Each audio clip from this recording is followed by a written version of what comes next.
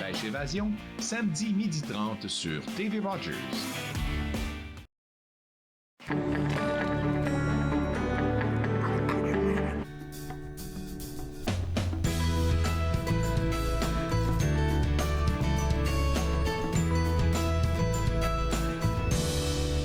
Bonjour et bienvenue entre nous exclusivement sur les ondes de TV Rogers. Je suis Claude Andrea Bonnier. Je me ferai un réel plaisir de passer la prochaine demi-heure avec vous. Aujourd'hui à l'émission, on va discuter avec notre coach de vie, Sylvie Lapointe, avec elle. On va toujours parler de son nouveau guide qu'elle a lancé il y a peu, intitulé Vie ta vie. On va avoir plusieurs aspects de cet ouvrage-là. On va aussi s'informer sur qu'est-ce qui se passe du côté du Musée canadien de la guerre pour la période du souvenir. Et tout de suite, pour commencer, je m'entretiens avec Max Boger, qui est un animateur à Unique FM, à la barre de 2 émissions. Et ces 2 émissions-là sont Chansons Souvenirs et Espace Haïtien. Monsieur Boger, qu'est-ce que vous pouvez nous dire sur vos 2 émissions? Alors, d'abord, je dois vous saluer, madame. Et donc, d'abord, pour ce concernant Chansons Souvenirs, eh bien, bon, en fait, le thème de l'émission indique bien ce qu'elle représente. Ce sont des chansons d'hier que nous soumettons à l'appréciation des auditeurs et des auditrices de Radio Unique FM pour leur détente dominicale de 16h à 19h. Alors, chansons souvenirs, là, comment vous faites vos sélections? Bon, alors, c'est une belle question. Quand je parle de chansons souvenirs, ce sont des chansons francophones et en fait, je touche à une francophonie plurielle. Bon, on a des chansons françaises, des chansons québécoises et parfois des chansons franco-ontariennes. On va encore un peu plus loin. Et vous savez, dans certains pays où la francophonie règne également, surtout dans certaines îles, on a en fait ces berceuses brunies en fait sous les tropiques. OK. Et là, maintenant, on va s'intéresser à Espace Haïtien parce que la chanson Souvenir, c'est vraiment musical. Mais Espace Haïtien, oui, il y a de la musique, mais vous essayez de mettre en valeur la communauté haïtienne, si je ne me trompe pas. Bon, pour Espace Haïtien, c'est une émission au cours de laquelle on diffuse un journal directement de Port-au-Prince. Donc, c'est un journal de la semaine avec radio, télé, métropole. Et il y a une programmation musicale très, très, très variée. En fait, on met en valeur le rythme populaire haïtien qui est le compas direct. Et c'est comme, par exemple, la salsa, le reggae, mais c'est un rythme propre à Haïti et ça a ses répercussions dans les villes françaises comme la Martinique et la Guadeloupe. Mm-hmm. Alors, Espace Haïtien, c'est une émission aussi bien placée dans la grille d'Unique FM. C'est une flambée en fait du rythme haïtien, comme je viens de le signaler, un rythme qui ne pardonne jamais et qui fait danser même les insensibles. Alors les chansons jouées à cette émission dégagent de la chaleur et apportent de la joie de vivre. La musique est un langage universel, vous savez bien. Elle marche dans notre sang, stimule la passion et l'émotion. Même si on ne comprend pas le moteur linguistique parfois, mais c'est supporté par des mélodies et qui sont un brassage de style africain, européen, latino-américain, aussi indien, donnant naissance à ce rythme, le compas direct. Alors, comme vous avez parlé en fait de la participation de la communauté, oui, parfois nous avons des entrevues avec des gens de la communauté qui ont rapport avec la culture haïtienne et la culture africaine. Donc c'est un mélange de tout ça. Oui, c'est un mélange de tout. Est-ce que vous m'entendez? Ah oui, parfaitement bien. Merci. Alors, je vais inviter les gens à vous suivre parce que la prochaine émission qui s'en vient, c'est ce samedi, Espace Haïtien. Et puis, peut-être ceux qui sont intéressés à participer à votre émission, là, ils vont juste vous contacter. Merci beaucoup, Oui. Monsieur Boger. Bon, d'accord, merci de m'avoir invité. Ça fait plaisir. Bonne journée. Bonne journée également. Au revoir. Alors, pour vous autres à la maison, si vous êtes intéressés à ces deux émissions, à écouter ces deux émissions, je vous inviterai à visiter le www.uniquefm.ca et les deux émissions dont on vient de parler sont Chansons Souvenirs, diffusées les dimanches de 16h à 19h et la deuxième émission, c'est Espace Haïtien, le samedi entre 19h et 22h. Alors, tout ça, c'est pour vous. Encore pour des informations, visitez le site web. Maintenant, on va s'intéresser à qu'est-ce qui se passe pour la période du souvenir au Musée canadien de la guerre. Et Catherine Lyons, je suis sûre que c'est assez nouveau pour vous. Avec la pandémie, là, vous avez dû vous réorganiser. Effectivement, c'est une année pas comme les autres, mais tout comme les autres fêtes et journées spéciales durant la journée, le jour du souvenir va quand même avoir lieu cette année. Et en fait, nous allons commémorer toute une période de souvenirs au musée. Et puis, on va commencer par parler des ressources en ligne parce que je pense que c'est pas mal la première fois qu'on offre des ressources en ligne virtuelles pour que les gens puissent préparer leur cérémonie de leur côté. Oui, nous sommes conscients que beaucoup de personnes vont peut-être observer la journée du souvenir dans de petits groupes à la maison ou dans la salle de classe. Donc, on voulait rendre disponibles des ressources pour justement permettre aux gens de créer leur propre cérémonie ou de faire des recherches pour en apprendre plus sur le souvenir. Donc, sur notre site web, nous avons une toute nouvelle ressource pour le souvenir et il s'agit d'une quarantaine d'objets de nos collections, des artefacts, des œuvres d'art, des documents, ainsi que des plans de leçons, donc très utiles pour les enseignants. Les enseignants, oui. Oui. Et nous avons aussi, dans cette ressource, 5 présentations. C'est comme des présentations PowerPoint et chaque présentation offre l'histoire d'un objet. Un objet qui a un lien très fort avec le souvenir, soit parce qu'il s'agit d'une histoire de sacrifice ou de commémoration. OK. En fait, ce que j'aime avec en tout cas, les préparations que vous avez faites virtuellement pour les gens, c'est surtout le côté des enseignants. Vous avez pensé à eux. Vous avez fait une planification qui fait qu'ils n'ont pas besoin de se casser la tête pour dire qu'est-ce qu'on présente aux élèves, qu'est-ce qu'on dit par rapport à ça. Tout est déjà prêt là à vous, pour leur donner. Oui, et nous savons que pour beaucoup d'écoles ou d'enseignants, il n'est pas possible d'organiser des cérémonies pour toute l'école. Donc, si on veut créer des moments de réflexion ou de commémoration pour le souvenir, ça va se faire dans les salles de classe. Donc, voilà, plus d'enseignants vont se faire voir responsables de créer des cérémonies, des moments de réflexion pour leurs élèves. Donc, tout est là dans la ressource. C'est très bien pensé. Et je pense que la programmation même de la période du souvenir commence ce dimanche, le 8 novembre, avec, je pense que c'est un webinaire avec un ancien combattant. Effectivement. Donc, ça, c'est un autre de nos offres virtuelles, donc accessible à tout le monde.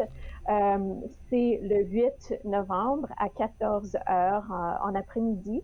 Et c'est pour commémorer la journée nationale des anciens combattants autochtones. Donc, c'est une journée nationale, un jour de souvenir spécifiquement pour nos anciens combattants autochtones. Donc, l'invité spécial sera Tim O'Lone, qui est d'aîné des territoires du Nord-Ouest et qui va présenter des expériences de son engagement dans des forces armées, mais aussi par la suite, il a travaillé avec la Commission de réconciliation. Et là, je sais qu'il y a beaucoup de thématiques qui seront discutées. Comment est-ce qu'il a vécu la guerre, le racisme qu'il a pu ressentir, veut pas. en son temps et aujourd'hui encore, qu'est-ce qu'on doit faire par rapport à ça. Donc, c'est des sujets assez sensibles. Et ce que je trouve important, c'est que c'est ouvert au grand public. Je pense que ça sera sur même votre Facebook et le Zoom aussi.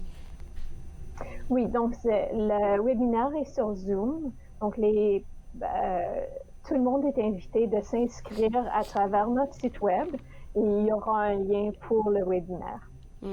Alors, la deuxième information, je pense qu'on devrait la donner. Le 11 novembre, même, le musée va ouvrir exceptionnellement à 9 h et non à 10 h, et ce, jusqu'à 17 h, la journée même.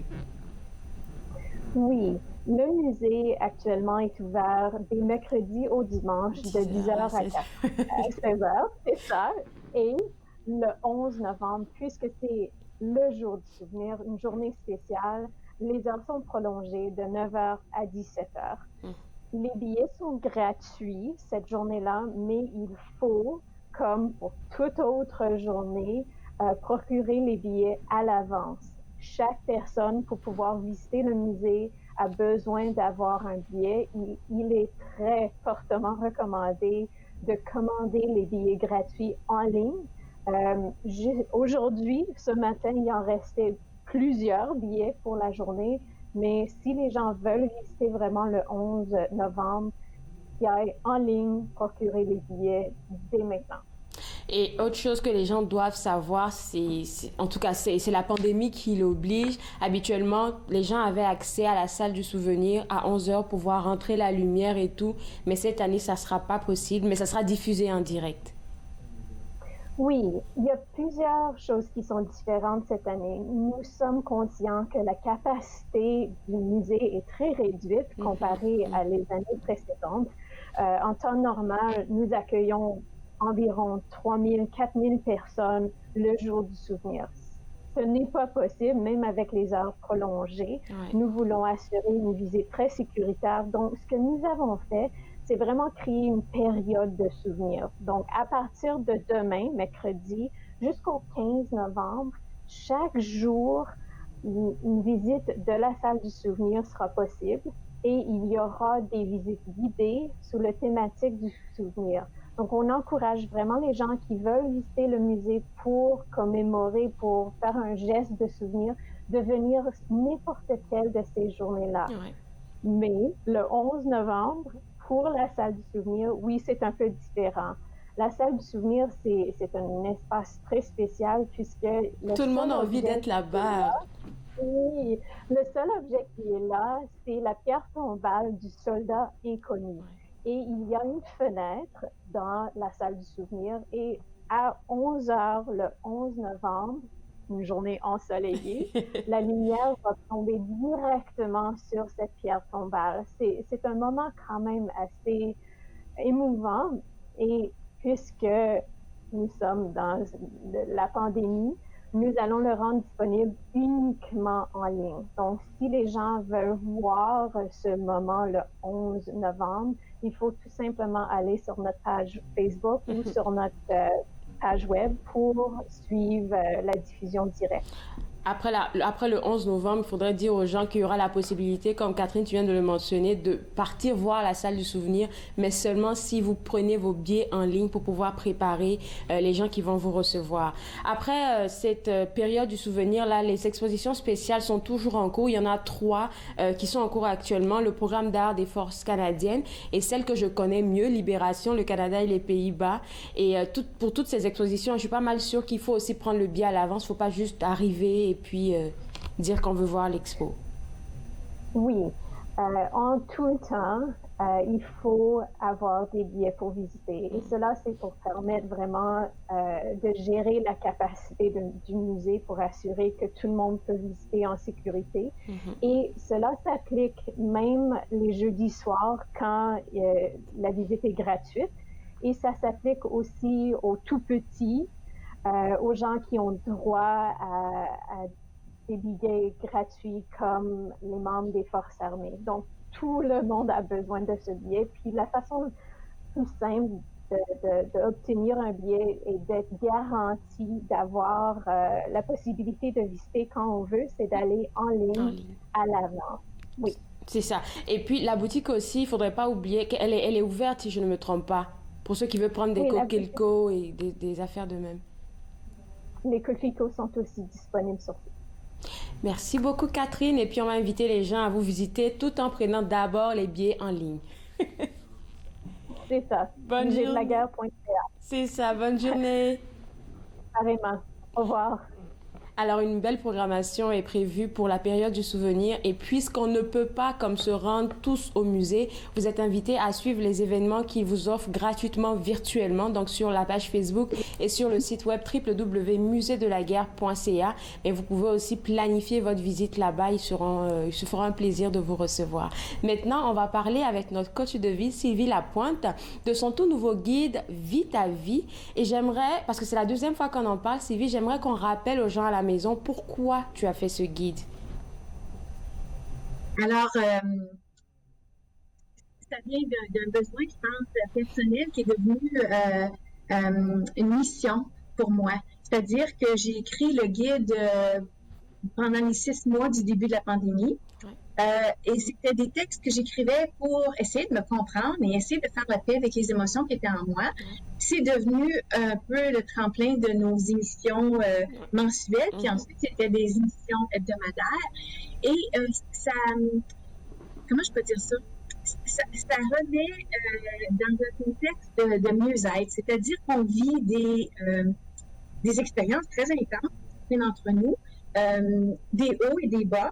Et ce que j'enseigne depuis le début, comme l'importance de la présence, la méditation, les exercices de gratitude, la psychologie positive. Alors, j'ai vu comment tous ces outils-là pouvaient nous aider à naviguer la tempête de la pandémie qu'on navigue présentement.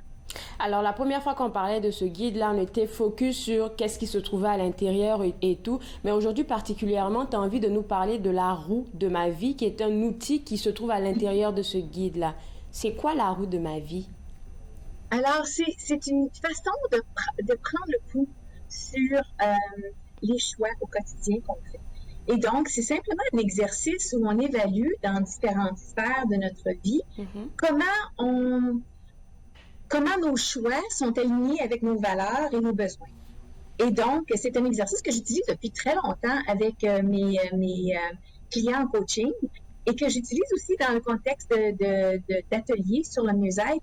Et c'est comme une façon de mettre la table, de reconnaître quels sont nos échanges d'énergie, parce qu'on se réveille le matin, on a un plein d'énergie, mais chaque décision, chaque choix qu'on fait, c'est une soustraction dans notre niveau d'énergie.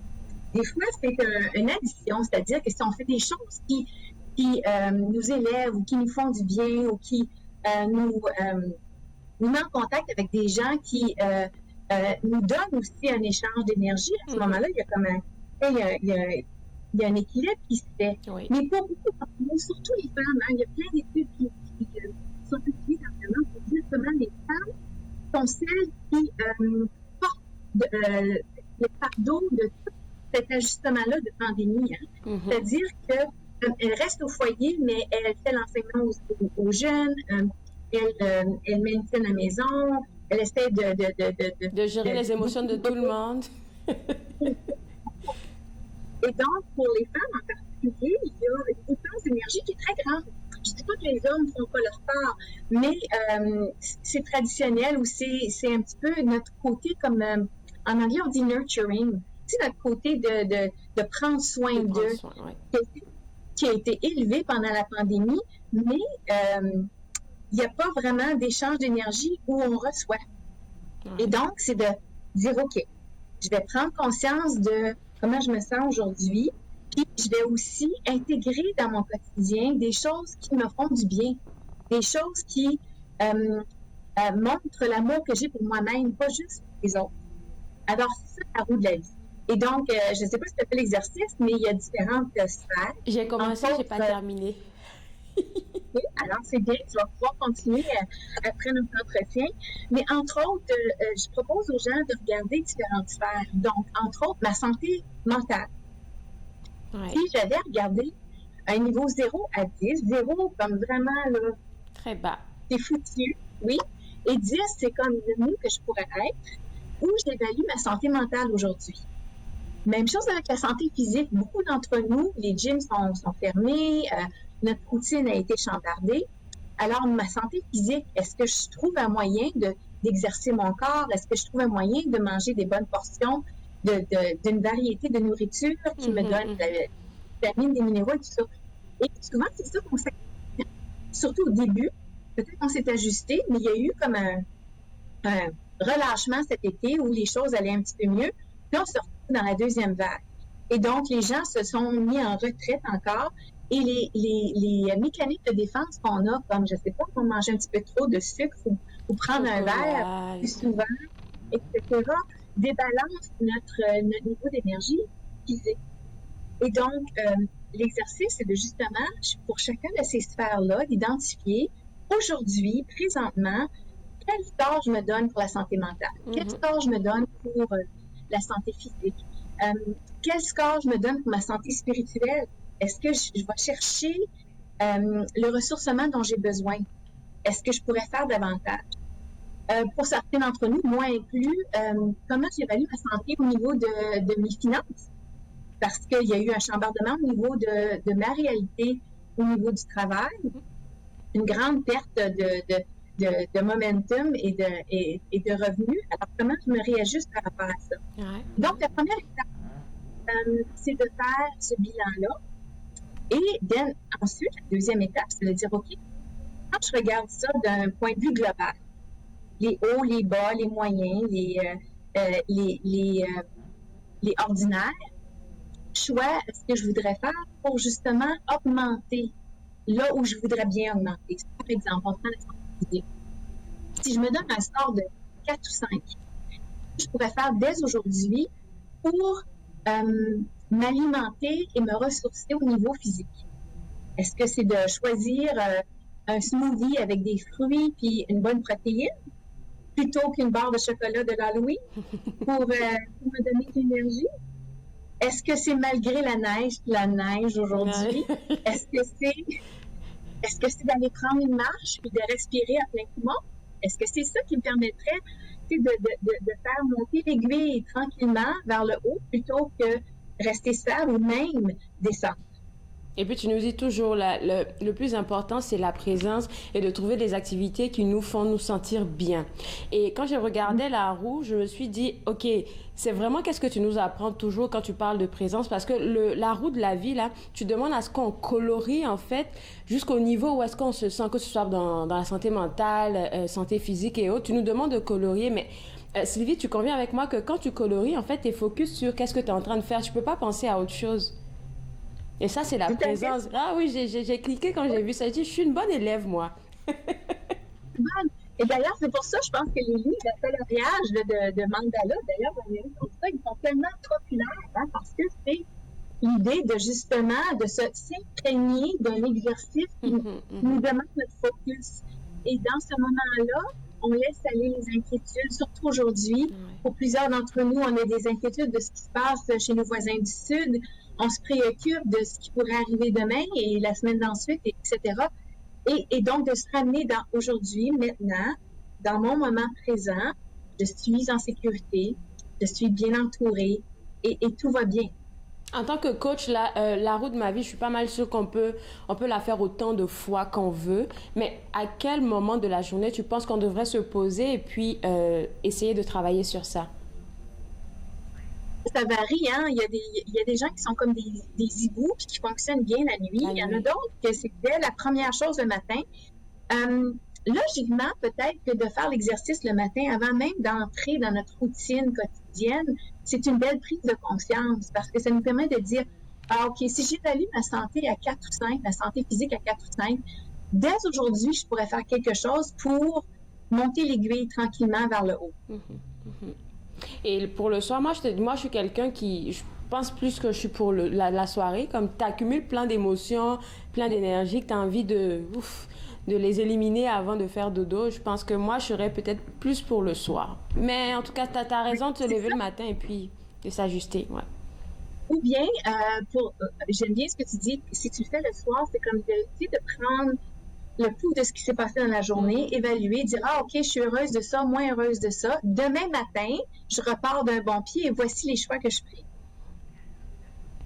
Et ça marche toujours, en tout cas quand je le fais. À la fin, après la roue, en fait, dans le partage que tu as fait avec nous, après la roue, en fait, tu as des questions très spécifiques que tu poses qui nous permettent, en fait, de mettre le point sur le problème. Les questions sont: qu'est-ce que vous observez? De quoi êtes-vous fier? Et quel aspect de votre vie désirez-vous améliorer? Pourquoi et comment? Souvent, c'est des réponses qu'on a, mais on refuse de les voir en face. Oui, et c'est tout à fait personnel. Hein? Disons que j'avais un score de 4 ou 5 sur ma santé physique. Pour certains, c'est comme, oh mon Dieu, c'est pas terrible. Mais pour d'autres qui ont peut-être un 1 ou un 2, c'est une victoire, un 4 ou un 5. Hein? Oui, c'est vrai. Relatif. C'est tellement vrai. Alors, qu'est-ce que tu voudrais que les gens retiennent de la roue de ma vie, en fait? Si on en parle juste de ça aujourd'hui. Dans le fond, d'avoir de la compassion pour soi-même et de l'empathie pour soi-même. On vit des choses bouleversantes et on essaie d'être normal malgré la tempête qui rage autour de nous. Je parlais à un groupe de jeunes professionnels hier qui ont des très hauts standards pour eux-mêmes parce qu'ils font partie d'une organisation qui est très performante. Oui. Mais je leur ai dit, écoutez, vous devez avoir un petit peu de compassion parce que non seulement vous devez livrer au même niveau qu'avant, mais vous devez livrer sur un mode virtuel avec une approche complètement différente. C'est ça. Et donc, c'est normal de se sentir un petit peu essoufflé, c'est même normal de se sentir fatigué et découragé par vous. Et malgré tout ça, vous arrivez à livrer. Et donc, d'avoir cette compassion, cette empathie pour soi-même et de plutôt que de dire, je pense que j'en ai une douzaine de sphères, de dire je dois être un 8 ou un 9, des sphères, de dire quelle sphère qui va m'apporter le plus de bien-être, le plus d'énergie aujourd'hui, cette semaine ou ce mois-ci, et de se donner la permission de travailler sur un ou deux, plutôt que de vouloir être excellent dans les deux. Merci beaucoup pour ce beau conseil. Donc, une chose à la fois, pas tout en même temps. Merci beaucoup, Sylvie, et puis bonne journée à toi. Bye. Bye bye. Alors, pour vous autres à la maison, pour vous procurer le guide de notre coach de vie, Sylvie Lapointe, intitulé « Vie ta vie », dans lequel se trouve le roue de ma vie dont on a parlé tantôt, ça sera au www.l2emergence.com/vie ta vie. Et puis, vous allez avoir accès à ce bel ouvrage-là. Écoutez, moi, j'ai des informations à vous partager vite fait. C'est concernant la semaine de l'immigration, la semaine nationale de l'immigration francophone. Et il y a plein d'activités virtuelles qui sont organisées par plein d'organismes qui se sont mis ensemble pour célébrer cette semaine-là, qui a débuté le 1er novembre et qui s'étend jusqu'au 7 novembre. Le site web, c'est www.immigrationfrancophone.ca. Vous avez juste à aller sur le site web et il y aura plein d'activités virtuelles auxquelles vous pouvez vous inscrire. J'aimerais aussi vous inviter à visiter le www.acfoottawa.ca parce qu'aujourd'hui même et dans les journées à venir, il y a plein de panels concernant cette semaine nationale de l'immigration francophone auxquels vous pouvez participer gratuitement. Donc, deux sites web à visiter, le www.immigrationfrancophone.ca et le deuxième site web, ça sera celui de l'ACFO Ottawa, donc www.acfoottawa.ca. Moi, je me suis fait le plaisir de passer cette demi-heure avec vous. C'est clair que demain, on sera de retour à partir de 11h. Et pour notre rubrique Achetons local, nous allons parler avec Robert Leblanc, propriétaire du restaurant Bobby's Table. Et on va aussi s'informer sur qu'est-ce qui se passe en fait du côté de Santé publique Ottawa. Vous aurez toutes les informations. On se voit demain à 11h. Au revoir.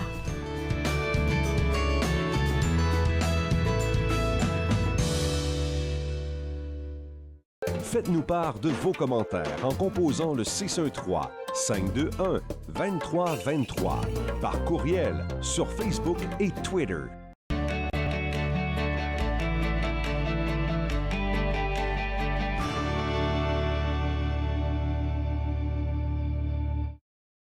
À la prochaine émission de Viens que je te raconte, on a le plaisir d'accueillir Madame Ndimbon Galula Joséphine.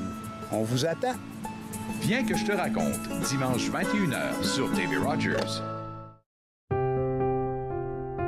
Les commerces, les restaurants et les services locaux d'Ottawa font partie importante de notre tissu urbain.